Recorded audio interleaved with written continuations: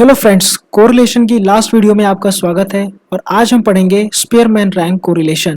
देखिए, रैंकिंग करनी है। यहाँ पे रैंकिंग करने के लिए आपको क्या दिया रहेगा, मान लीजिए दो डेटा दिया हुआ है एक्स और वाई। तो मैं इसके ऑब्जर्वेशन को लिख देता हूँ कि मेरे पास दो डेटा है और इन दोनों का हमें निकालना है कोरिलेशन, के बीच में कोरिलेशन है कि नहीं है।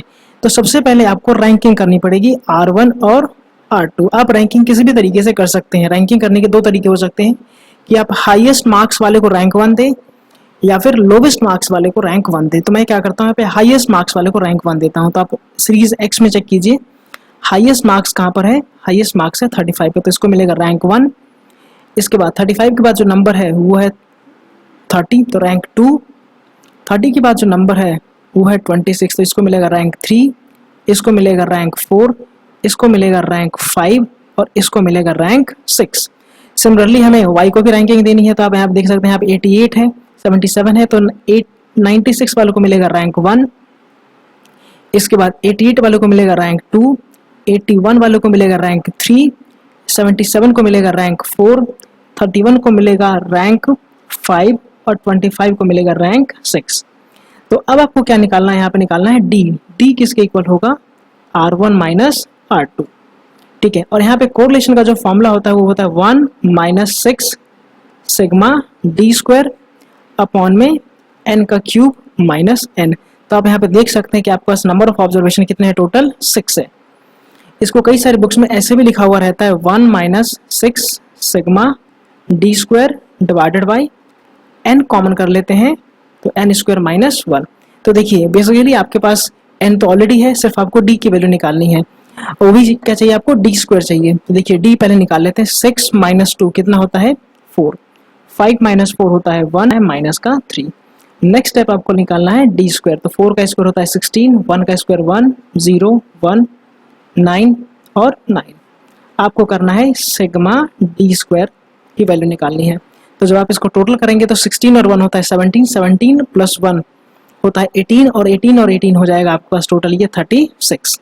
अब हम इसके अंदर इसको सॉल्व कर लेते हैं। 1 माइनस 6 के 6 रखना है, सिग्मा डी स्क्वायर आपने निकालना है 36 डिवाइडेड बाई n की जगह आपको रखना है 6 और 6 का स्क्वायर माइनस 1। देखिए 6 से 6 हो गया ये कैंसिल, तो 1 माइनस 36 अपॉन में 35। अब आप इसको चाहे तो एलसीएम की मदद से सॉल्व कर लीजिए या फिर वैसे सॉल्व कर लीजिए। तो अगर मैं इसको एलसीएम की मदद से सॉल्व करता हूँ तो मेरे पास वैल्यू आएगी 35 को अगर मैं मल्टीप्लाई करता हूँ इससे तो 35 माइनस 36 डिवाइडेड बाई 35।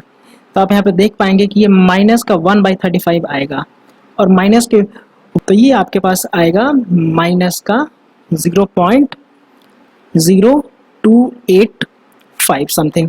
तो आप यहाँ पे देख सकते हैं कि जो लेवल ऑफ रिलेशन है बहुत ही कम है और ऊपर से क्या है, नेगेटिव है। तो आई होप आपको ये समझ में आ गया होगा। बस आपको फॉर्मूले पे फोकस करना है कि जो आपके पास फॉर्मूला है 1 minus 6 sigma D square upon में n के क्यूब माइनस n।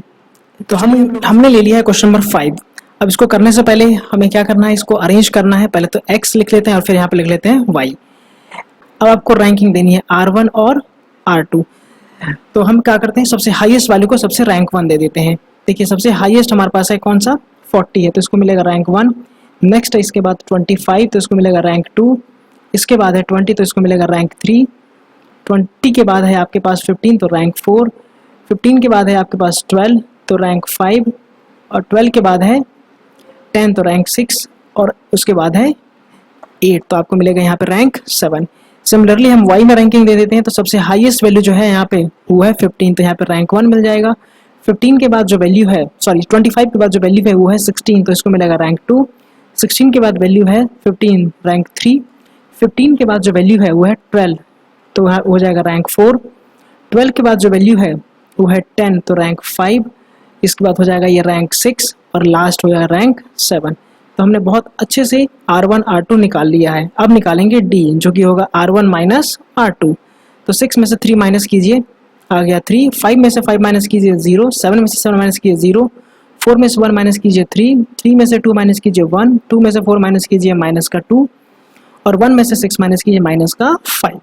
अब आपको पता है कि आपको क्या करना है, डी स्क्वायर निकालना है। तो ये हो जाएगा 90091 425।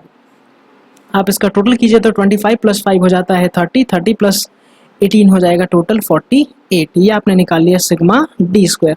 और आपको फॉर्मूला तो पहले से ही पता है, आर हो जाएगा 1 minus 6 sigma D square upon में एन का क्यूब माइनस एन। 1 की जगह 1 रखिए, 6 के 6 रखिए, और सिग्मा डी स्क्वायर जो कि आपके पास कितना निकाला आपने 48। एन आप देखेंगे तो आपके पास टोटल नंबर ऑफ ऑब्जर्वेशन जो है वो 1 2 3 4 5 6 7 है। तो इसका मतलब आप लिखेंगे 7 और 7 का स्क्वायर माइनस 1।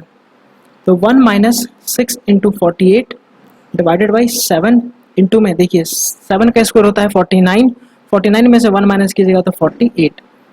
तो 48 से 48 कैंसिल हो जाएगा, तो 1 माइनस 6 अपॉन में 7 आ गया। तो आप इसको दो तरीके से कर सकते हैं, या तो आप इसका सीधे आप एलसीएम ले लीजिए। मैं यहाँ पे क्या करता हूँ, 6 को 7 से डिवाइड कर देता हूँ। तो आपके पास आने वाला है 0.1428 समथिंग। तो ये आपके पास आ गया। देखिए पॉजिटिव है तो इसका मतलब हम ये तो नहीं बोल सकते कि परफेक्ट पॉजिटिव है, लेकिन ये पॉजिटिव रिलेशन है।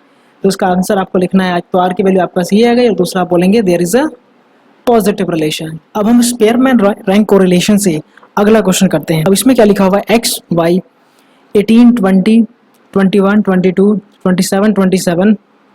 देखिए यहाँ पे जो नंबर है रिपीट हो गया, तो इसमें रैंकिंग देने में आपको दिक्कत हो सकती है। 28 और आप यहाँ पे देख सकते हैं कि ये नंबर 3 बार रिपीट हुआ है। तो इसको रैंकिंग कैसे दिया जाए, क्योंकि अगर सेम मार्क्स आ रहे हैं तो हम सभी को फर्स्ट पोजीशन भी नहीं बोल सकते और सभी को सेकंड भी नहीं बोल सकते। कि अगर मान लीजिए तीनों के 29 मार्क्स आए हैं तो तीनों फर्स्ट नहीं हो सकते। अगर पहला फर्स्ट है तो फिर दूसरा लड़ने लगेगा कि ऐसा क्यों हो रहा है। तो इस प्रकार की चीज़ों को डील करने के लिए हम क्या करते हैं, देखिए मैं आपको एग्जाम्पल के माध्यम से समझा देता हूँ। कि अगर मान लीजिए कि जो पोजीशन है रैंक, हमें रैंकिंग करनी है 1 2 और 3 के लिए, और तीनों के मार्क्स आए हैं इक्वल, मान लीजिए 26 26 और 26। तो हम एक काम करेंगे, इन तीनों रैंक को ऐड करके इन तीनों में इक्वल डिस्ट्रीब्यूट कर देंगे। आपको करना क्या है, इन तीनों रैंक को ऐड करना है, उसके बाद उस रैंक को इक्वली डिस्ट्रीब्यूट कर देना है। तो इन तीनों का सम कितना आएगा, 6 आएगा। अब 6 को हमें डिवाइड करना है इन तीनों में, तो ये आपके पास रैंक सेकंड और रैंक सेकंड। तो मतलब तीनों की जो रैंक आई है वो सेकंड रैंक आई है। इसी प्रकार से अगर मान लीजिए कि हमें फिल करना है पोजीशन 1 और 2, इफ 1 2 को हटा दीजिए, मान लीजिए फिल करना है 4th और 5th पोजीशन, और हमारे पास जो मार्क्स आए हैं 28 और दोनों के 28 आए हैं। तो 4 और 5 पोजीशन को फिल करने के लिए क्या करना है, देखिए दो पोजीशन को फिल करना है, तो दोनों को ऐड करके दोनों में डिस्ट्रीब्यूट कर देंगे। तो 4 और 5 होगा 9, तो इसको भी 4.5 रैंकिंग आ जाएगी और इसकी भी 4.5 रैंकिंग आ जाएगी। चलिए इस बेसिस पे हम लोग इसकी रैंकिंग कर लेते हैं, क्वेश्चन में दिया हुआ है। जो आप कोई भी मेथड सेलेक्ट कर सकते हैं, कि मान लीजिए कि मेरा मेथड है कि जिसके हाईएस्ट मार्क्स आए हैं उसको रैंक 1 देना। तो आप यहाँ पे देखेंगे कि एक्स में 29 29 29, मतलब 3 लोग हैं, तो मतलब रैंक 1 मिलेगा, रैंक 2 मिलेगा, रैंक 3। तो हम क्या करेंगे, इन तीनों रैंक को किस में डिस्ट्रीब्यूट कर देंगे, इन तीनों में डिस्ट्रीब्यूट कर देंगे। तो 3 + 2 + 1 होता है 6, और 6 को जब आप तीनों में डिस्ट्रीब्यूट करेंगे तो आपके पास जो रैंक 1 आएगा, जो आप जिसको R1 बोलते हैं, वो आएगा 2, यहाँ पे भी 2 और यहाँ पे भी 2। तो आप देख सकते हैं कि हमने 3 तक रैंकिंग कर दी है, मतलब 3 प्लेसेस फिल हो चुके हैं। अब हमें करनी है कौन सी रैंकिंग, चौथी रैंकिंग। देखिए अब 3 तक रैंकिंग होने के बाद अब हमारे पास नेक्स्ट नंबर बचता है 28। तो इस 28 को हम लोग रैंक नंबर दे देंगे रैंक नंबर 4, क्योंकि 3 रैंक पहले ही जा चुके हैं। अब देखिए 28 के बाद जो अगला नंबर आता है वो आता है 27 और 27। तो अगेन ये रिपीट हुआ है, तो 4 तक तो रैंकिंग हो चुकी है, तो इसका मतलब इनको जो रैंक मिलना है, एक को मिलेगा 5, दूसरे को मिलेगा 6। तो हम क्या करेंगे, इन दोनों को ऐड करके दोनों में डिस्ट्रीब्यूट कर देंगे। तो इसका मतलब इसको भी 5.5 मिलेगा और इसको भी क्या मिलेगा, 5.5। तो रैंक 6 तक फिलअप हो चुका है। अब रैंक 6 के बाद आएगा आपके पास, ये हो जाएगा रैंक 7, ये हो जाएगा रैंक 8, ये हो जाएगा रैंक 9 और ये हो जाएगा रैंक 10। तो हमने x की रैंकिंग कर ली है। अब सिमिलरली रैंकिंग करेंगे y की। तो हाईएस्ट नंबर इसके अंदर आप देखेंगे तो सबसे हाईएस्ट नंबर है इसके अंदर 36 है, तो यहाँ पे लिख देंगे रैंक 1। 36 के बाद जो नंबर है वो है 35, तो वो रैंक 2। 35 के बाद जो नंबर है वो हमारे पास है 33, तो ये हो जाएगा रैंक 3।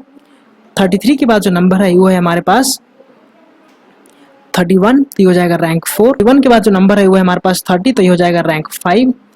30 के बाद जो नंबर है वो हमारे पास है 29, तो ये हो जाएगा रैंक 6। अब 29 के बाद जो नंबर है वो देखिए वो है 28 और 28, तो इसका मतलब रैंक 6 तक तो जा चुका है। तो हम जो रैंकिंग देंगे वो देंगे 7 और 8। तो 7 और 8 को ऐड करके दोनों में डिस्ट्रीब्यूट कर देंगे तो हमारे पास आ जाएगा 7.5 और 7.5। तो इसका मतलब रैंक 8 तक हो चुका है। अब देखिए यहाँ पे निकालना है रैंक 9, तो रैंक 9 अब किसको देंगे, 27 को, और रैंक 10 देंगे हम 23 को। आई होप रैंकिंग करने में आपको कोई दिक्कत नहीं हुई है। बस आपको करना क्या है कि अगर नंबर रिपीट हो रहे हैं तो जो रैंक आपको फिल करना है सभी को ऐड करके उन सभी में क्या कर दीजिए, डिस्ट्रीब्यूट कर दीजिए। अब देखिए अब हमें जो अगला टर्म निकालना है वो निकालेंगे डी। डी क्या होता है, R1 माइनस R2।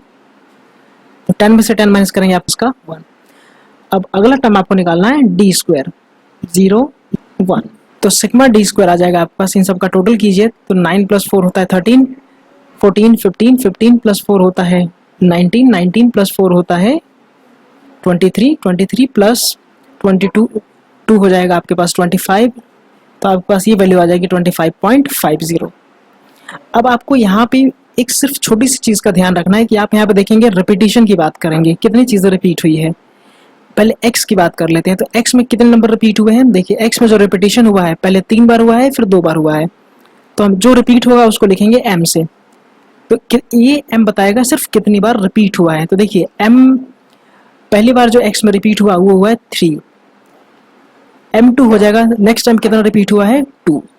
देखिए ये 3 टाइम्स रिपीट हो रहा है इसलिए हमने m1 की जगह रख दिया 3। ये 2 टाइम्स रिपीट हो रहा है इसलिए मैंने m2 की जगह रख दिया 2। अब इसके बाद आ जाते हैं y में। y में देखिए y में रिपीटेशन कितनी बार हुआ है, 2 बार हुआ है। तो वो हो जाएगा हमारे पास m3, वो हो जाएगा आपके पास 2। तो आपको याद रखना है कि m जो होगा वो सिर्फ रिपीटेशन को बताएगा, नंबर की बात नहीं करेगा। ये बताएगा कितनी बार नंबर रिपीट हुआ है। ठीक है, देखिए यहाँ तक अगर हमने सही सही तरीके से कर लिया है तो अब हमें सिर्फ फॉर्मूला यूज़ करना है। फॉर्मूले में थोड़ा सा चेंजेस होगा। देखिए r इक्वल्स टू हम लिखेंगे 1 minus 6 bracket sigma D square plus 1/12 m1 की cube minus m plus 1/12 m2 की क्यूब माइनस m। तो ये प्रोसेस चलता रहेगा। मतलब अगर आप यहाँ पे देख सकते हैं कि m हमारे पास कितनी बार आया है, 3 बार आया है। तो ये इसको कहाँ तक लेके जाएंगे हम लोग, 3 टाइम्स तक लेके जाएंगे। मतलब ये m2 हो जाएगा और प्लस 1/12 m3 की क्यूब माइनस m3 और डिवाइडेड बाई जो आप हमेशा लिखते थे n के क्यूब माइनस n। तो देखिए 1 की जगह 1 लिखना है, माइनस के माइनस, 6 के 6 लिखिए, ब्रैकेट सिग्मा डी स्क्वायर हमने निकाला है 25.50 प्लस 1/12। देखिए m1 की वैल्यू है हमारे पास कितनी, 3 है। तो 3 का क्यूब होता है 27 माइनस 3 प्लस अगला 1/12 लिखना है। m2 देखेंगे हमें लिखा हुआ है 2, तो 2 का क्यूब होता है 8 माइनस 2 प्लस 1/12 और जो हमारे पास m3 है वो भी क्या है, 2 है। तो अगर m3 भी 2 है तो उसकी जगह क्या लिखेंगे, ब्रैकेट लिखेंगे हम यहाँ पे 2 का क्यूब मतलब 8 माइनस 2 और डिवाइडेड बाई हमारे पास जो टोटल नंबर ऑफ ऑब्जर्वेशन था वो था 10। तो हो जाएगा 10 का क्यूब माइनस 10। देखिए 1 माइनस 6 25.50 प्लस देखिए 27 में से अगर 3 माइनस करेंगे तो आपके पास आएगा 24 और 24 को डिवाइड करेंगे 12 से तो आपके पास आएगा 2 प्लस ये 8 में से 2 माइनस करेंगे तो आपके पास आएगा 6 और 6 को आप डिवाइड करेंगे 12 से तो आपके पास आएगा 0.5। नेक्स्ट भी आपके पास आने वाला है 0.5। ये आपके पास हो जाएगा 1000 माइनस 10। तो 1 माइनस 6, अब इन सबको ऐड करेंगे तो आप देखेंगे आपके पास आ जाएगा 25 प्लस 2 होता है 27 और 27 प्लस 1 हो जाएगा 28.50 डिवाइडेड बाई ये हो जाएगा आपके पास 990। तो जब आप इसको सॉल्व करेंगे तो आपके पास जो आंसर आने वाला है, इसको सॉल्व करने के बाद जो आपके पास आंसर आने वाला है वो आएगा 1 माइनस 0.172। ये रिपीट होता रहेगा। अब इसमें से आपको करना क्या है, 1 माइनस कर दीजिए तो आपके पास जो आंसर आ गया वो आएगा 0.8272 समथिंग। तो आप देख सकते हैं कि जो रिलेशन है ये है पॉजिटिव रिलेशन। तो इसका आंसर आएगा पॉजिटिव रिलेशन है इसके इन दोनों के बीच में। और आप यहाँ पे आर की वैल्यू लिख देंगे 0.8272। देखिए स्पीयरमैन और कार्ल पियर्सन दोनों ही अलग इंसान थे, तो इन दोनों की जो थॉट प्रोसेस थी वो भी अलग थी। तो अगर आप किसी एक पर्टिकुलर क्वेश्चन को दोनों मेथड से करेंगे तो आपका जो आंसर है टोटल डिफरेंट आएगा। रीजन है दोनों की फिलॉसफी अलग थी, सोच अलग थी। तो ये था हमारा टोटल कोरिलेशन। इसको हम फटाफट एक बार अपनी नोट्स से देख लेते हैं, नोटबुक में क्या क्या चीजें हैं। तो आप देखेंगे कि जो आपको नोट्स प्रोवाइड किया जाएगा उसके अंदर ये चीजें हैं कि हम ऑलरेडी डिस्कशन कर चुके हैं कि आपका कोरिलेशन क्या होता है। देखिए इसको मैं हाईलाइट कर देता हूँ कुछ पेन से, तो आप देख पाएंगे कि ये स्कैटर डायग्राम मेथड से हम कोरिलेशन निकाल सकते हैं। हम ये सारी चीजें ऑलरेडी डिस्कशन और कर चुके हैं हम लोग। ये पॉजिटिव हो गया, नेगेटिव हो गया, हम ये फॉर्मूला डिस्कशन कर चुके हैं और ये स्पीयरमैन रैंक कोरिलेशन है। तो आशा करता हूँ कि आपको कोरिलेशन बहुत अच्छे से समझ में आ गया होगा। इसी प्रकार के इंफॉर्मेटिव वीडियोस के लिए आप चैनल को लाइक और सब्सक्राइब जरूर करें। Thank you for watching.